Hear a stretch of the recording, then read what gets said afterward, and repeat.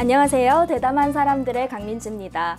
도심 속에서 살다 보면 가장 많이 찾게 되는 색깔이 초록이 아닌가 싶은데요. 오늘의 주인공은 이 초록으로 가득 찬 세계의 정원을 탐방한 분이라고 합니다.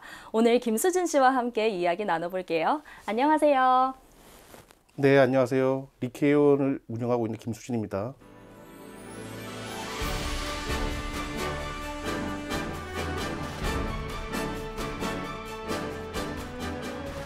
어떤 일을 하시는 분이길래 이렇게 정원을 탐방하신다고 하시는 걸까요?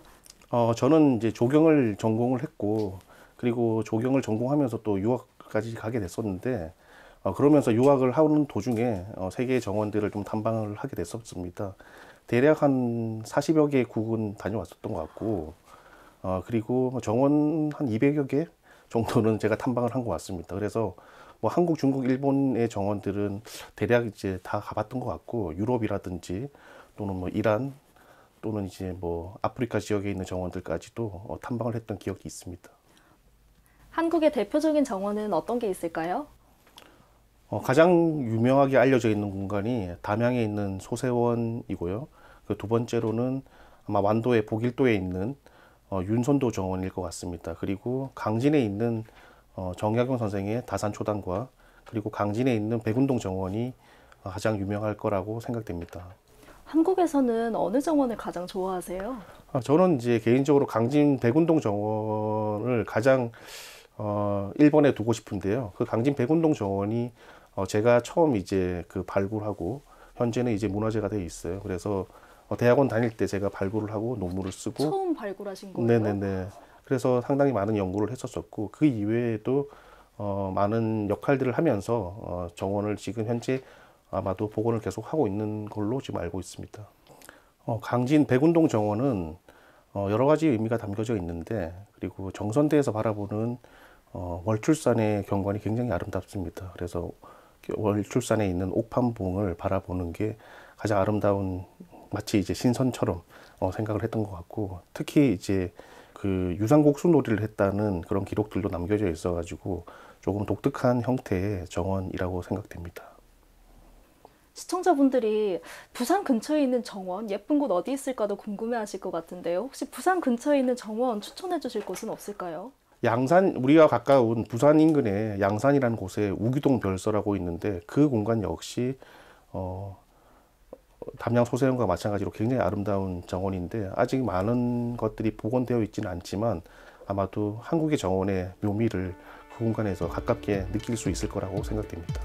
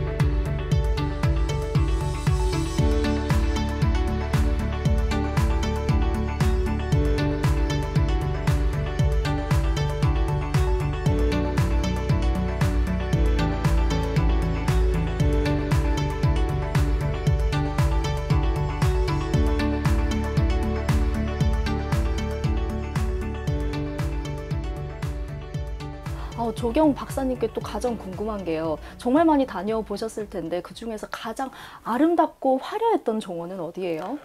저는 이제 아람브라 궁전을 가장 이제 아름다운 정원으로 보는데 대략 13세기 유럽에 있어가지고 가장 이제 멋진 정원, 조경이라고 할 수 있고 그 당시 때 가장 아름다운 정원이 쇠퇴한 이후로 사실은 많이 침체된 게 이슬람 정원이기도 한데요. 그러면서 사실은 19세기 때 조금 적극적으로 이제 이슬람 정원을 복원한 정원이 있는데 그게 모로코에 있는 마조렐 정원입니다. 모로코에 있는 마조렐 정원. 네.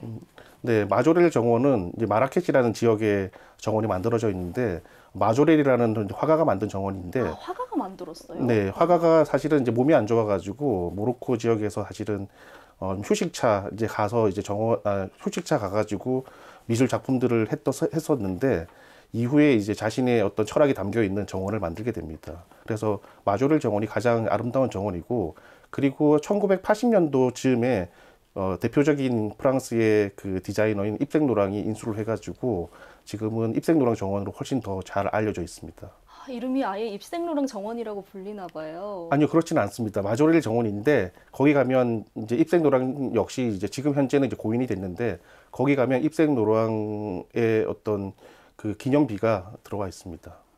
화가가 만드셨으니까 미학적으로는 정말 아름다울 거라는 생각이 드는데 어떤 부분이 화려하게 이렇게 느껴지는 거예요? 자세하게 설명 좀 해주세요. 우선은 이제 녹음 자체가 우리가 보편적으로 볼 수 있는 식물과는 차이가 있죠. 그래서 사막 지역에 살고 있는 식물들로 이제 구성이 되어 있고, 그러면서도 색상 면에 있어 가지고 굉장히 저는 처음에 방문했을 때는 조금 쇼킹하게 느꼈던 것들이 뭐냐면, 그 색상이 우리가 잘 사용하지 않는 파란색, 주황색 이런 굉장히 단색들을 사용했던 것들이 좀 차이가 있는 것 같아요. 좀 쨍한 색깔이 많이 들어갔나 봐요. 네, 그렇습니다. 그래서 이제 정원을 이제 처음에 방문하시면 한 번도 경험하지 않았던 어떤 아름다움을 느끼게 되는데, 녹색이 가지고 있는 정원의 색깔들과 함께 어떤 전체가 예술 작품과 같은 것들이 조금 달랐던 것 같습니다.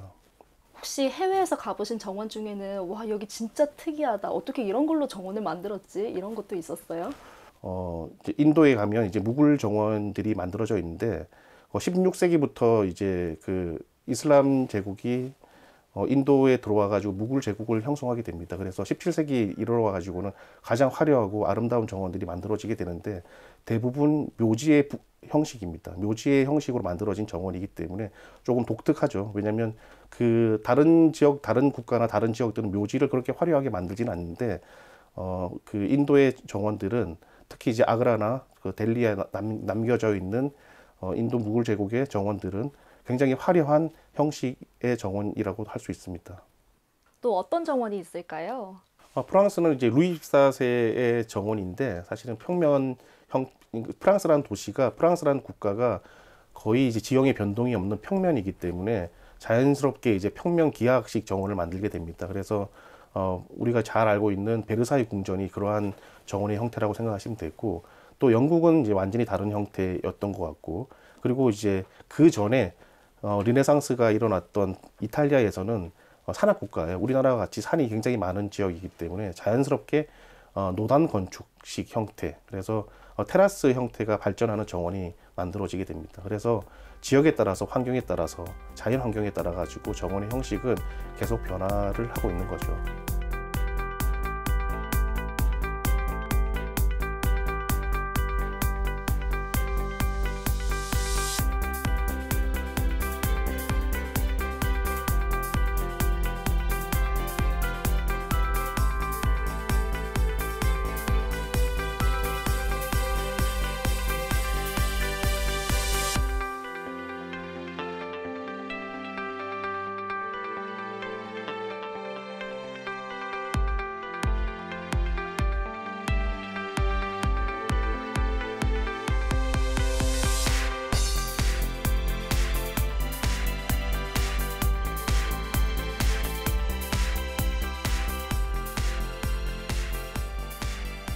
유럽이랑 아시아의 정원도 모습이 굉장히 다를 것 같은데요. 아시아의 정원도 굉장히 궁금합니다. 먼저 중국의 정원은 어땠는지 알려주실 수 있을까요? 중국의 정원은 축산을 하는 정원인데, 중국 정원인 문화가 발전한 곳은 사실은 수도권보다는 그 남방 계통의 지역들이 정원이 발전하게 됩니다. 그곳이 보통 이제 항주, 소주, 상해 지역인데, 그 공간은 물이 굉장히 많고 습도가 굉장히 높아요. 식물이 잘 자랄 수 있는 공간이기도 하죠. 그래서 자연스럽게 물이 많기 때문에, 그리고 정원을 가꾸는데 굉장히 용이하겠죠. 하지만 큰 단점이 있는데, 그게 바로 산입니다. 산이 없기 때문에 지형의 재미가 없는 거죠. 지형의 변화가 없기 때문에 정원을 만들면 재미가 없죠. 그래서 지형을 인위적으로 만드는 게 축산입니다. 그래서 그렇게 멀지 않는 태오라는 지역에서 돌을 가져와 가지고 축산을 하게 됩니다. 그래서 중국 정원의 특징 중에 하나는 태오석으로 축산을 한 정원이다 라고 생각하시면 될 것 같습니다.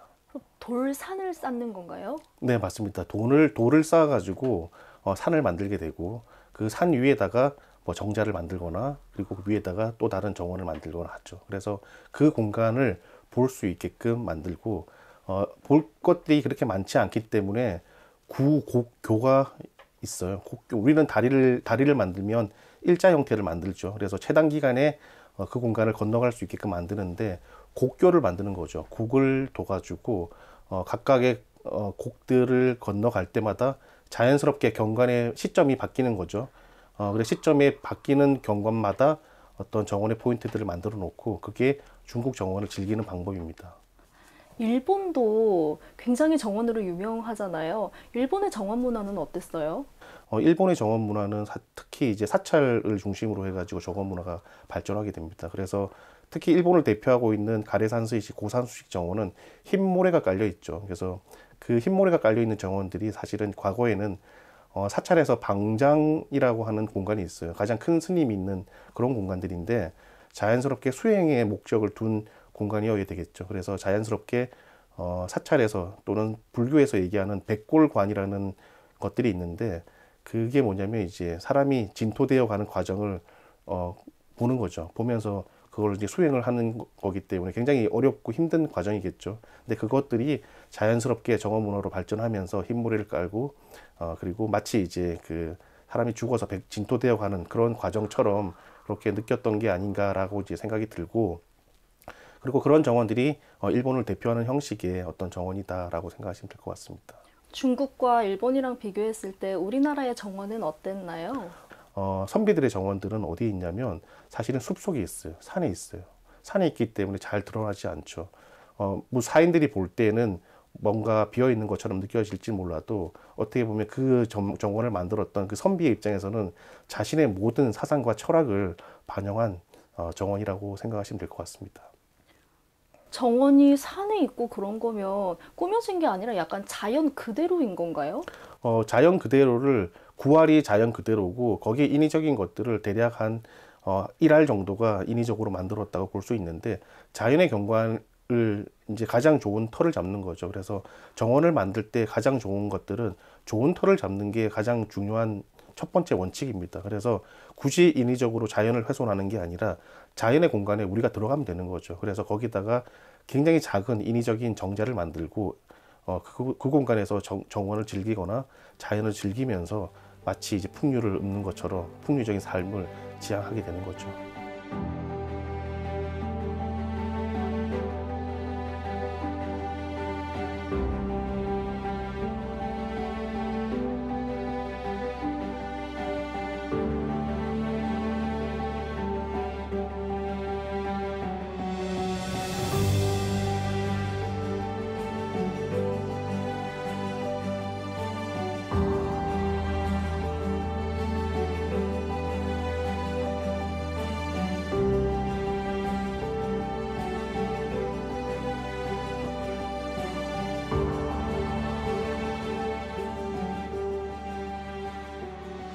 정말 오랜 시간 동안 정원에 몰두하고 계셨는데요.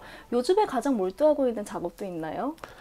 현재 이제 저는 영도를 왕의 정원이라고 표현을 하면서 정원 영도 지역의 시민들의 어떤 정원 문화를 좀 일으키는 역할들을 하고 있습니다. 태종 무열왕이 와가지고 사냥을 했던 그런 공간, 이런 공간이 사실은 서양이 얘기했던 파크거든요. 그래서 자연스럽게 왕의 공간이라고 저는 이제 자신 있게 얘기를 하고 그리고 여기 이제 복례산이 있는데 복례산이라는 용어 자체도 사실은 뭐 신선사상 또는 진시황제와 관련해 가지고 얘기를 하고 있지만 사실은 한국의 정원에 다 반영되어 있는 정원 용어예요. 그래서 뭐 복례 삼신산 이런 것들이 정원에 삼신산 신선사상이 반영되어 있는 그런 것들은 정원에 있어 가지고 가장 중요한 핵심 요인이기도 합니다.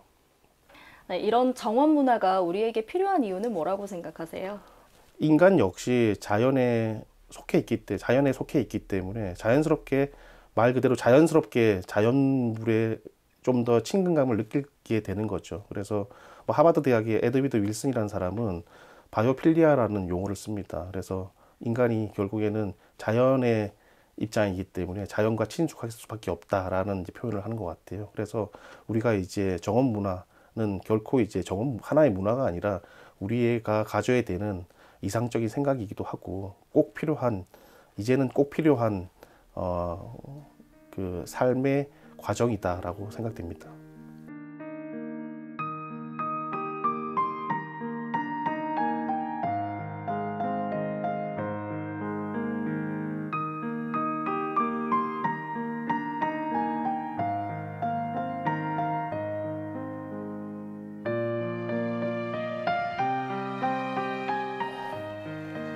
이 책은 억새에 대한 책이에요. 영도라는 곳이 공폐가들이 많은데 그러한 공간들은 사실은 유지 관리하기가 굉장히 힘들어요.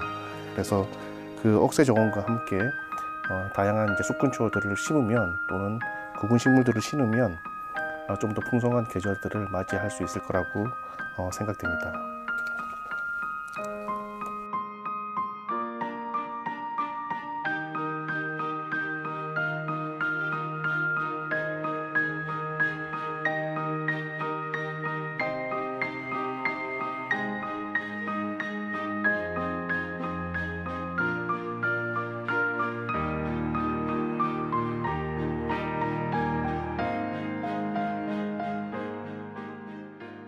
마지막으로 앞으로 계획 궁금합니다. 저는 그 영도에서 1만 정원이를 양성하겠다, 1만 시민 정원들을 양성하겠다라는 생각들을 가지고 있고, 그래서 자연스럽게 영도가 세계적인 정원 도시가 될 수 있게끔 하고 싶은 생각이 있습니다. 그래서 시민들이 정원을 마치 자신의 일부처럼 생각할 수 있게끔 하는 게 저의 목표이기도 합니다. 오늘 이야기 들으면서 정말 정원과 사람이 이렇게 같이 발전했구나라는 점을 느껴서 굉장히 신기하기도 했고요. 세계의 정원을 여행한 느낌도 들어서 굉장히 재밌었습니다. 바쁘실 텐데 오늘 이야기 나눠주셔서 정말 감사드립니다. 네, 감사합니다.